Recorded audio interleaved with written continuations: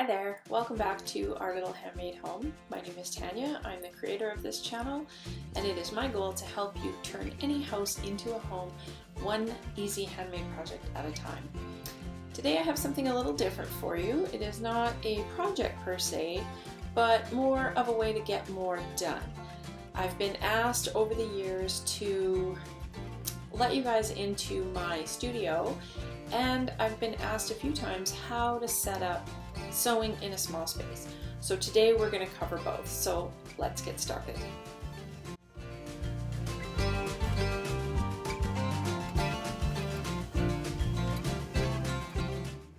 Welcome to Our Little Handmade Home studio. I feel so fortunate to have this space, and let me show you around. This side is where I keep my large cutting mat, and as you can see, I've got a few quilt projects laid out here. These are the next on the queue to be working on, and some of them have been cut already. I like to personalize my office a little bit. My sloth, my LA Kings warmer. Yes, I am a big hockey fan. This is my desk area, and then back onto this side where I have more sewing and crafting areas set up. I have a sewing table and machine set on the other side, and you can see my lights set up in all different places. And there's my portable sewing cart, which we're going to get to in just a minute. This is a new machine to me, which I absolutely am in love with. And as you can see, I have adorned my office with a few custom touches, a lot of Disney, sloths, and a few other favorite things. In the corner, I have my AccuQuilt cutter, which is fantastic. I'll talk about that in another video. I have my wool mat that I do my ironing on, a small drawer in this stand for patterns, and I love that I have this gap down here where I can pull out my smaller cutting mats and pop them up for just little jobs that I need to do. I have a pillow there, working on those for my daughter, and another one. You can find those patterns in my shop already, actually. I've got a few little personal touches here and there, but that in a nutshell is my studio. Now that you've taken a look around my office and seen the space that I work in, let's talk about what to do if you don't have a dedicated sewing space.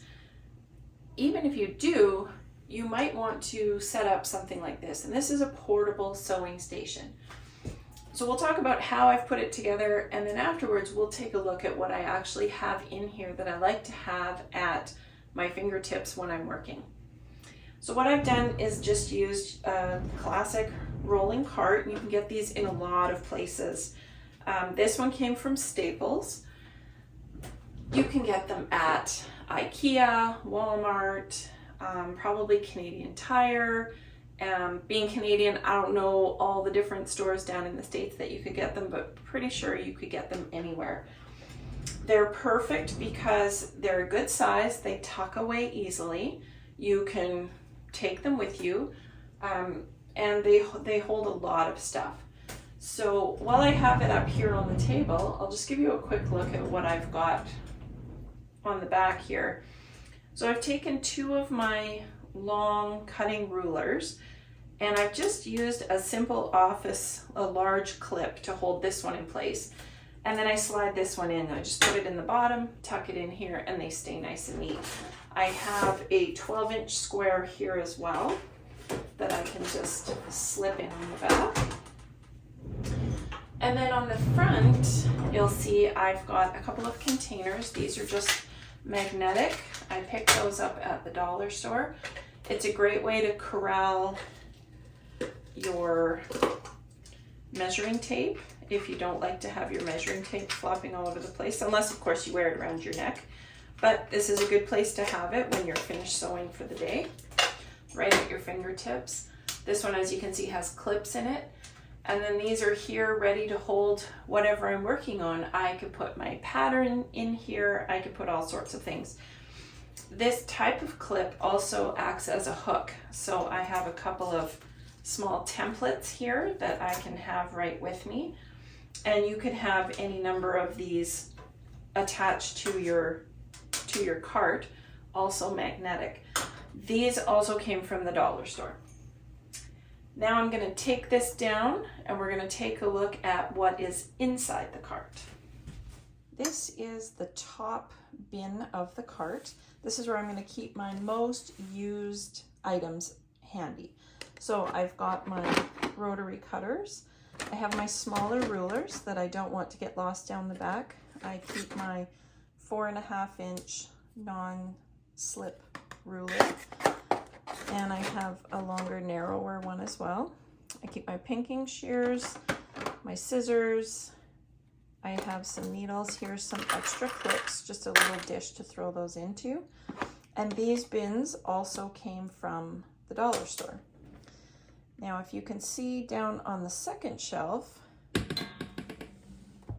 I've got pins. I have a little plastic container that I found at the dollar store.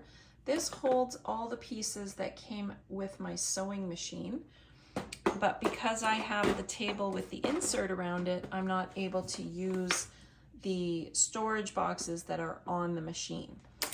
So I have my, as you can see, my pins. I have some clips and some safety pins, and then I have my drawing tools as well. I've got some chalk pencils, some washable markers. And then down in the very bottom, you can sort of see, I've got a bit more space and I have a couple of little bins. The smallest bin, which is this one, I can use that to hold my threads if I want. If I need to have something sitting right next to me, this is just really handy to bring up on top of the table. And this one actually holds my scraps. So any scraps that come off a project that I think I can make use of, I'm going to put them in here.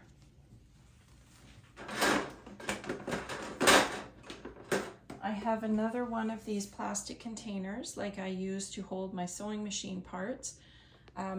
As you can see, it's empty, don't have a use for it yet, but I would love to hear how you would use this. So that's the contents of the cart. That is sort of the key to creating your portable sewing room. As you can see in behind, and what I was using to stand it on, is a folding table. So you can get these pretty much anywhere, all different sizes and heights. Unless you have a kitchen table that you like to use, these folding tables are the perfect way to go. They fold nice and flat when you're finished, and they can tuck into a garage or even in the back of a closet very easily. As you can see, I do have a sewing table that I work on that my machine fits down into. But if you'll notice, I have no storage underneath it. So that's just one more reason for me to use my portable sewing station. It's perfect because I can pull it right up close to me when I'm using it.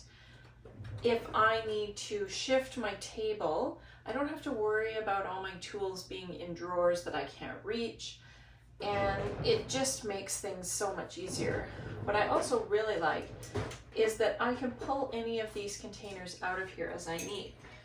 If I am looking for my favorite stitch ripper, which happens to be this red one that is down here, I can just pull the whole jar out and pop it right back in.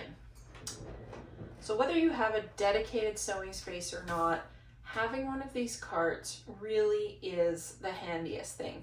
I have another one that I use for all of my cross stitch, so I'm able to keep patterns and threads and needles and fabric in that. I've set a lamp on top of it so I can just wheel it beside my armchair in the evenings.